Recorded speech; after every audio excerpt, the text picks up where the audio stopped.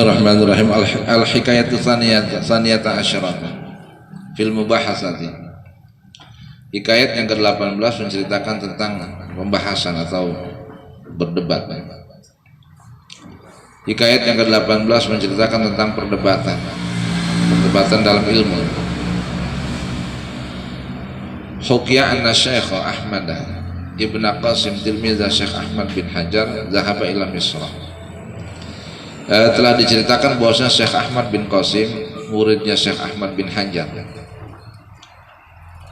Syekh Ahmad bin Qasim ini muridnya Syekh Ahmad bin Hajar. Satu hari zahaba ila Misra, satu hari dia pergi ke Mesir. Wa kana yahduru madaris Syekh Muhammad Ar-Ramli. Pergi ke Mesir sampai hadir ke majelisnya atau madrasnya Syekh Muhammad Ar-Ramli. Syekh Muhammad Ar-Ramli ini ulama ya. Ini lahir tahun 909, wafatnya tahun 1004. Nama aslinya Muhammad bin Ahmad bin Hamzah Samsuddin Faqihuddiyah Al-Misriyah. Ulama fikihnya Mesir. Marju'ah fil fatwa, yang menjadi rujukan dalam fatwa. Yuqalu lahu asy-Syafi'i as-Shaghir. Jadi Syekh Muhammad Ar-Ramli ini dijuluki dengan nama Imam Syafi'i kecil, saking cerdasnya, saking pintarnya. Jadi ada julukan gitu. Imam Syafi'i kan guru besar, mujtahid mutlak. Oh, Imam Syafi'i kecil siapa? Itu Muhammad Ramli ini ulama. Kalau kita dalam literatur ahli sunnah wal jamaah itu pegangannya ini salah satu ulama Syafi'iyah.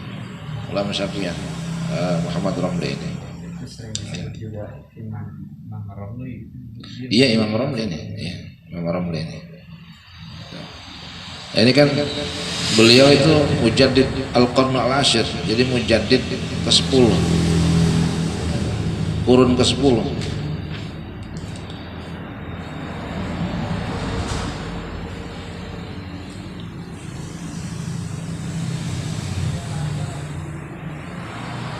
Jadi banyak karangannya. Wasannafa syuruhan, banyak ngarang syarah-syarah kitab. Wa hawasi katsiran. Kemudian min musannifatihi, termasuk karangan-karangan Imam Ar-Ramli ini adalah Nihayatul Muhtaj. Kitab Nihayatul Muhtaj ila Syarhil Minhaj. Jadi syarah Al-Minhaj. Kitab Al-Minhaj disyarahkan oleh Imam Ramli, namanya Tuhfatul Muhtaj. Wa Ghayatul Bayan syarah Subad Ibnu Ruslan. Ibnu Ruslan ini kan banyak karangan kitab Subad ini syair-syair sufi. Itu disyarahkan oleh beliau juga. Wa Syarhul Bahjah Al-Wardiyah. Kemudian syarah kitab Al-Bahjah Al-Wardiyah fi Hadramut ya, bukan. Nah ini Imam Ramli ya. Kalau di Fathul Mu'in ya Anatul Talibin, salah satu termasuk pendapat yang membolehkan. Karangannya juga Al-Wajiz. Kitab Al-Wajiz itu karangan Imam Ramli, usul fikih. Kitab Al-Wajiz. Kalau Imam An-Nawawi itu karangannya apa itu? Kalau beliau Al-Wajiznya, kalau usul fikih. Nah di Anatul Talibin, Syekh Abu Bakar Syabtu Ad-Dimyati menampilkan pendapat Imam Ar-Ramli. Salah satunya apa? Kalau ada orang punya orang tua mati, meninggal dunia, kemudian dikodoin sholatnya, kita bayar ke orang, nyewa orang untuk mengkodokkan sholat orang tua kita yang mati, yang nguliin, itu termasuk pendapat Imam Ramli, itu boleh. Malah lebih bagus begitu, ketimbang kita bayar fidyah, ya nguliin, gitu. Jadi ngodoin sholat. Kemudian di dalam kitab Al-Wajiz ya, karangan Imam Ar-Ramli juga termasuk ulama yang membolehkan kurban atas nama mayit ya Imam Ar-Ramli itu. Ya, jadi Imam Ar-Ramli termasuk fidyah itu, fidyah sholat itu. Fidyah sholat. Ya kan orang kampung kita sekarang banyak fidyah puasa. Di kitab nggak ada fidyah sholat. Nah, sholat mah ibadah badaniyah, umpamanya apa? Umpamanya orang udah mati ya udah selesai. Jadi nggak bisa di fidyah pakai beras. Ya. Tapi kalau Imam Ar-Ramli enggak. Nah ini dilakukan oleh beliau sendiri langsung. Pada waktu orang tuanya Imam Ar-Ramli meninggal, itu Imam Ar-Ramli nyewa orang dibayar, dikuliin untuk ngodoin sholat bapaknya. Gitu. Ya, jadi sholat dibayar sholat gitu, dikodok nggak dibayar sholat. Tapi memang bukan pakai fidyah, tapi begitu caranya. Jadi umpamanya ada yang begitu ya kita ikutin beliau, karena beliau juga termasuk ulama Syafi'iyah, termasuk korban atas nama mayat itu ya Imam Ar-Ramli itu yang membolehkan. Ya nggak apa-apa, ada yang tanggung jawab, tenang aja. Kira-kira berapa rakaat? Ya sama, tergantung yang ditinggal. Masa Johor jadi 2, ya tetap 4. Ya, Johor 4 ya sesuai sholat rakaatnya. Tinggal-tinggalnya berapa waktu? Iya kalau boleh. Ya tinggal berapa? Gitu. Orang kan bisa jadi umpamanya sakit sebulan, ada loh orang yang sakit setahun, nggak sholat setahun. Itu kelihatan doang. Iya belum yang nggak kelihatan. Lalu kayak orang kita pada video begitu. Nah ini belum ada nih orang muliin sholat belum ada. Gitu. Iya kan yang ada video. Lalu umpama ada ya itu kita pegang pada pendapat Imam Ar-Ramli. Mana ada di Anatut Talib itu bab sholat ada. Gitu. Sifatus sholat di situ ada dijelaskan. Karena beliau sendiri yang melakukan itu untuk orang tuanya meninggal. Jadi sewa orang buat ngodoin sholatnya, sholat orang tuanya. Umpamanya si yang meninggal namanya Sulaiman, sholatnya zuhur ditinggal, usolli fardhu zuhri 4 rakaatin mustaqbil qibati qodoan an Sulaiman. Itu niatnya begitu. Jadi ngodoin si Sulaiman.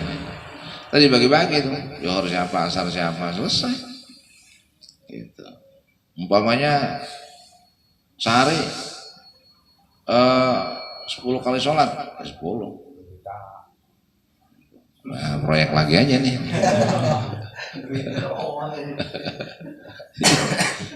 Kan orang media ini juga. Berapa duit? Semakin lama semakin mahal ya, harganya tinggi. Ayo sama Iya. Iya ini. Siapa yang mau beli ini salah? Iya itu pendapat Imam Ar-Ramli dan beliau melakukan itu masalahnya. Nah, jadi ceritanya ketika Syekh Ahmad bin Qasim, ini muridnya Syekh Ahmad bin Hajar, datang ke madrasahnya Syekh Muhammad Ar-Ramli. Ngomong apa jadi itu aja. Ntar itu kita bahas, aja ntar kita didirikan itu. Ya lembaga ngodoin sholat. Siap menyelesaikan qada sholat Anda. Takbir. Nah, Syekh Ahmad bin Qasim ini wayubahitsuhu. Ini mendebat Syekh Muhammad Ar-Ramli.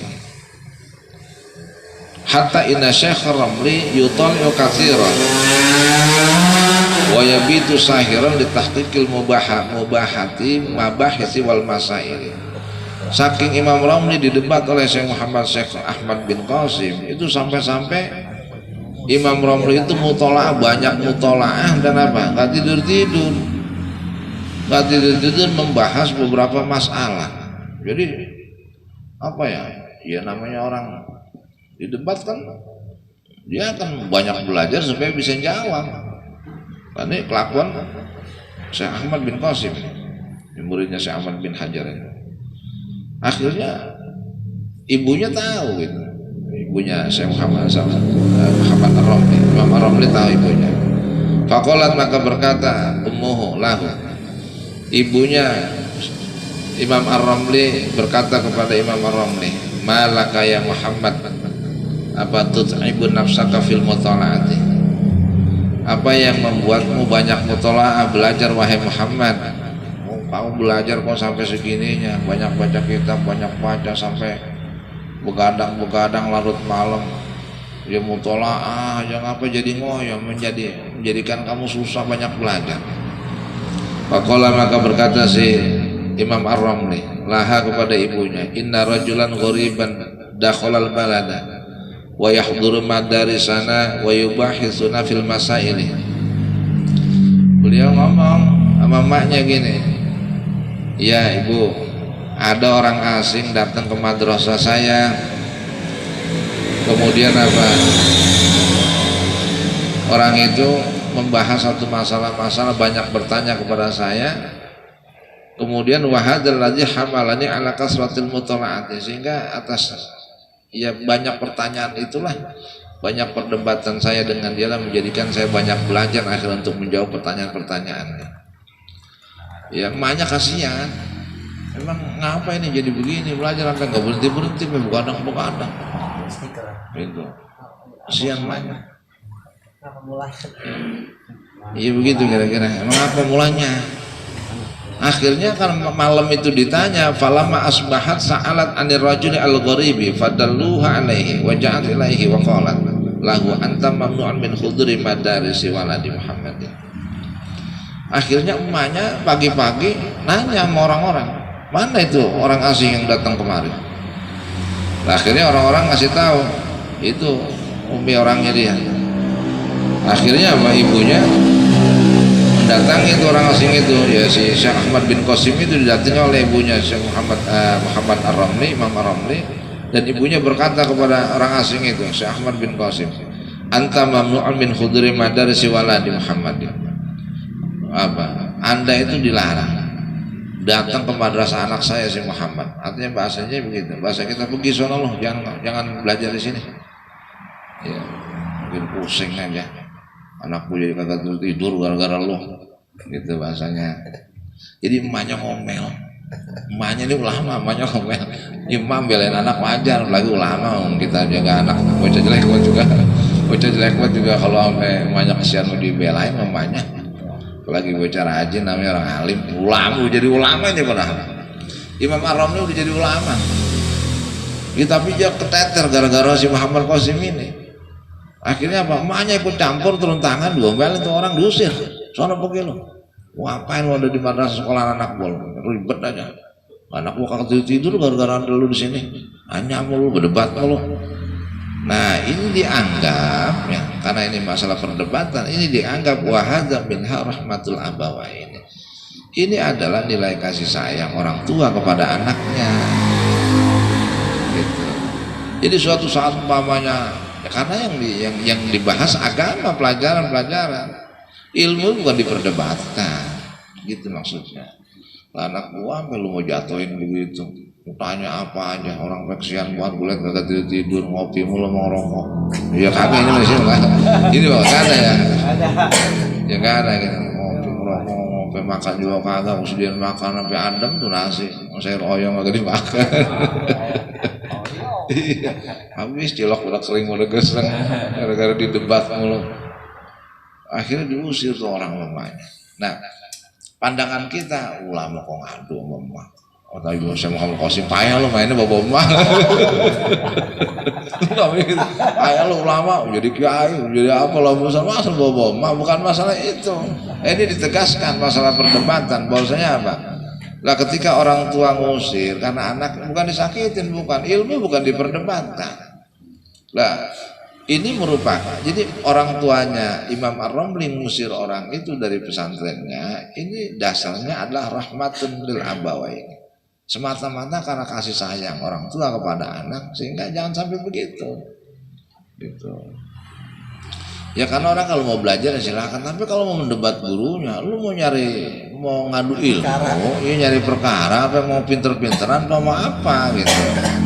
Ya bukan begitu caranya. Di rumah gua mau apa jadi pada puyeng anak gua ada gara-gara kalau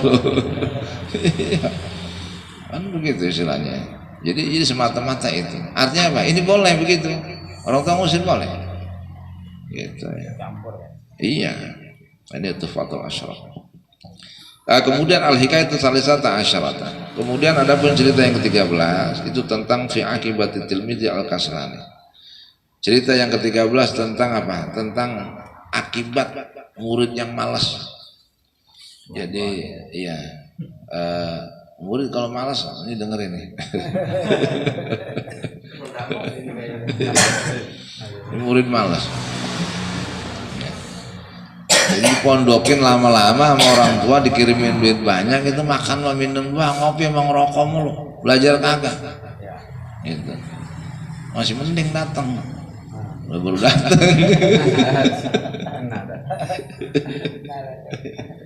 Yang gue belum bisa datang ya gue doain aja dari jauh. Iya. Ini apa? Ya akhir daripada apa? Akhir daripada seorang murid yang malas akhirnya bagaimana gitu. Diceritakan. Jadi ceritanya gini. Ini orang ini mondoknya di Timur Tengah loh di Arab.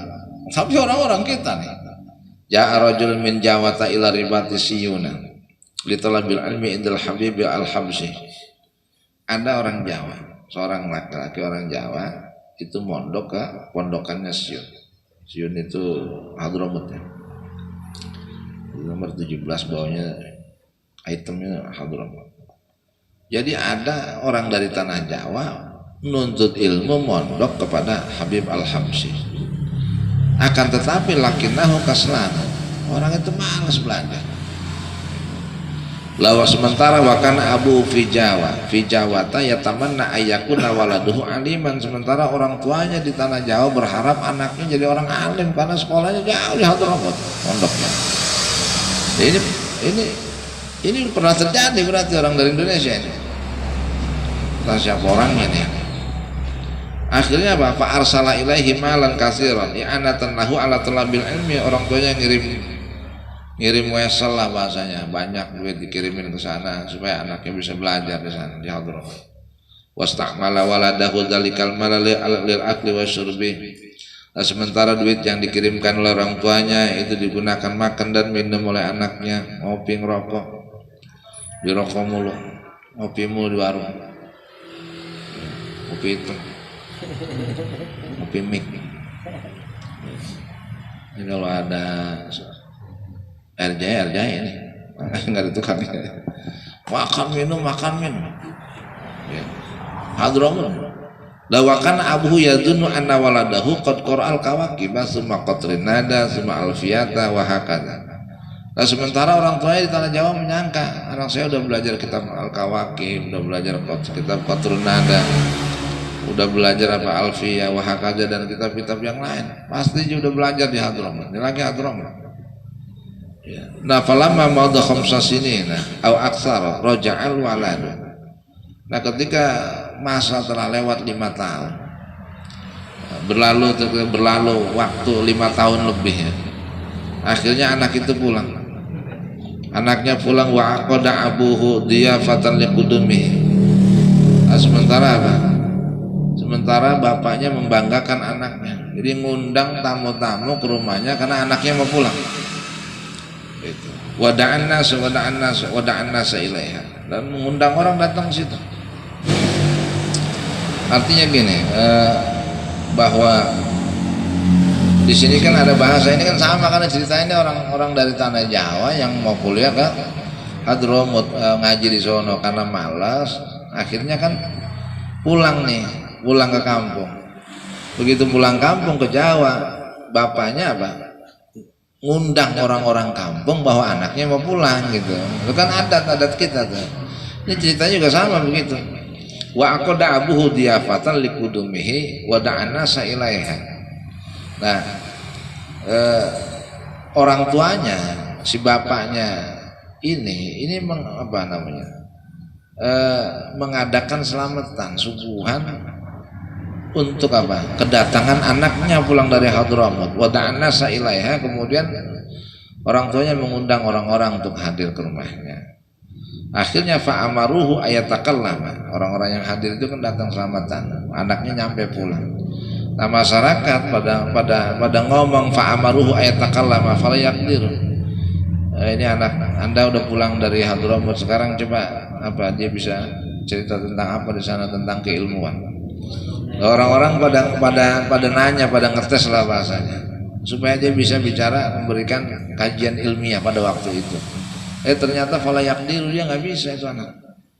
Wa qaddimu ilaihi mas'alatan fala yadri. Kemudian ditanyakan tentang satu masalah, dia nggak bisa jawab. Itu. Fala yadri jawabahan, si anak itu nggak bisa jawab. Akhirnya fa'arafu hina idzin annahu jahilun. Akhirnya orang-orang tahu bahwa ini anak bodoh, berarti dia mondoknya agak pernah belajar, ditanya masalah sepele aja nggak bisa jawab. Akhirnya itu, akhirnya orang kampung mengklaim anak nggak belajar waktu mondoknya. Waftaduha abuhu wa hazina hatta marida wa mata bisa berbeda. Sampai begitu loh. Akhirnya bapaknya merasa terbongkar kekurangan anaknya selama ini. Kemudian wahazina, bapaknya menjadi sedih, susah hatinya sampai hatta marida, sampai akhirnya bapaknya sakit menanggung malu 5 tahun lebih ada di Hadramut, nggak bisa apa-apa padahal kiriman uang dan lain sebagainya selalu dikirimkan. Akhirnya sakit wa mata bisa babedari, akhirnya mati gara-gara mikirin itu. Jadi jangan sampai ya, kasihan orang tuanya mati gara-gara nanggung malu. Masih mending daripada mati menanggung gara-gara BLT nggak turun. Wah, bahaya itu. Ya. Nah, ini cerita banyak juga nih. Ini cerita Syaikhul Qadir Jilani waktu ngaji. Jadi beliau aja yang jadi Sultanul Aulia itu ada gara-garanya juga. Ada sebabnya juga ya. Syaikhul Qadir Jilani jadi rajanya para wali itu lantaran ucapan gurunya. Saya, wahai waladi, dipanggil gitu, anakku Abdul Qadir, saya tahu niatmu baik. Kau datang kemari dalam rangka ziarah menemui kepadaku dan meminta keberkahan kepadaku. Pada saat ini saya bilang kepadamu bahwasanya ini kaki saya, telapak kaki saya injak kepada semua wali-wali Allah yang ada di dunia ini, dan saya berikan kepadamu itu nanti. Begitu awalnya, makanya jadi walinya begitu. Ucapan saya belum kerjaan, niru gurunya, benar itu dikabul sama Allah. Awalnya begitu. Al-hikayatu rabi'ata asyarata fi anna ridha syekh afdhalu min ilmihi. Ini yang paling ya. Yang paling penting dalam adab. Ridhonya seorang guru itu lebih afdal daripada ilmunya. Gitu ya. Artinya